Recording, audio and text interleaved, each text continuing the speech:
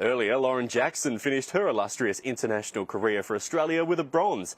The Opals beat Belgium in the third-place playoff to send the five-time Olympian out on a high. It's the first time the Aussie women have graced the podium since London in 2012, and Jackson has now won a medal in every one of her Olympic appearances. Today was definitely emotional for a lot of us, and this is when our whole team dug deep and, you know, we all wanted it really bad. It's been a long time coming, and it was so sweet to get it tonight. Two more medals came at the velodrome. Matt Richardson and Matt Glaitzer won silver and bronze respectively in the Keirin. It's Australia's best track cycling campaign since Athens in 2004. And the Olympic movement might be saying bon voyage to breaking for Los Angeles. But there's been no shortage of support for under-fire Aussie Raygun after she scored 3 straight zeros in her qualifying battles and social media scorn. She was doing this to represent her country, her region, and she created some original moves which could be maybe funny or entertaining for others, but for us, she basically represented breaking and hip-hop. She was trying to be original and bring something new to the table. Well, Maddie, it's been a huge 2 weeks for Australia, picking up a record 18 gold medals. Talk us through the many highlights. Yeah, 19 silver and 16 bronze to go with those.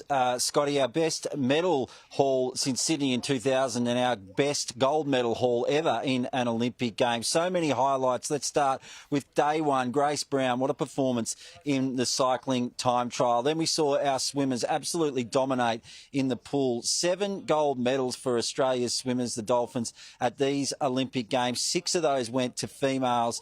And, of course, who could forget Cam McAvoy's swim in the 50-metre freestyle? There were highlights everywhere, perhaps none better than the Fox sisters in the canoeing. Jess Fox, just so cool under pressure to win 2 gold medals after she broke through for that first gold in Tokyo. And then to see her sister, Noemi, win that gold, it was just such a special moment. The gold probably dried up a little bit in the past few days, but there've still been some magnificent performances, none better than Jessica Hull in the 1500 metres on the track. She finished with a silver behind the Kenyan, but it was such a magnificent performance, and she has such a bright future in the sport. And of course, we've seen our flag bearers leading the team in tonight. Matt Wern, who made it back-to-back gold medals here in Paris, and Kaylee McEwen. She won 3 gold in Tokyo. She added another 2 gold medals here in Paris. 5 gold medals at the age of just 23. What a superstar she is.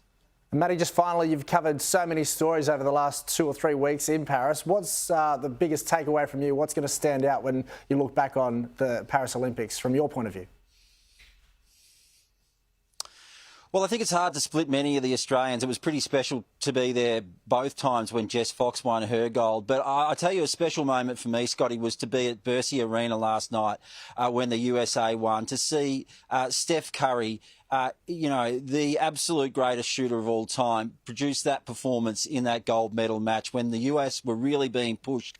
I think, you know, he's already regarded as one of the greatest basketballers of all time. He's taken his reputation to another level with that performance last night. It was spectacular, and it was pretty amazing to be there amongst all of those American fans when Steph drained 4 3-pointers in the last 3 minutes to win the gold for the USA. Just a spectacular performance from a man who showed once again how cool he is, even under the greatest pressure. Yeah, indeed, Matty. You also covered the Imam Khalif story very well. A tough story to cover, but the Algerians absolutely loved you that day when you were out there covering her as she worked her way towards that gold medal. Well done, mate. Thanks for everything, and we'll chat again soon.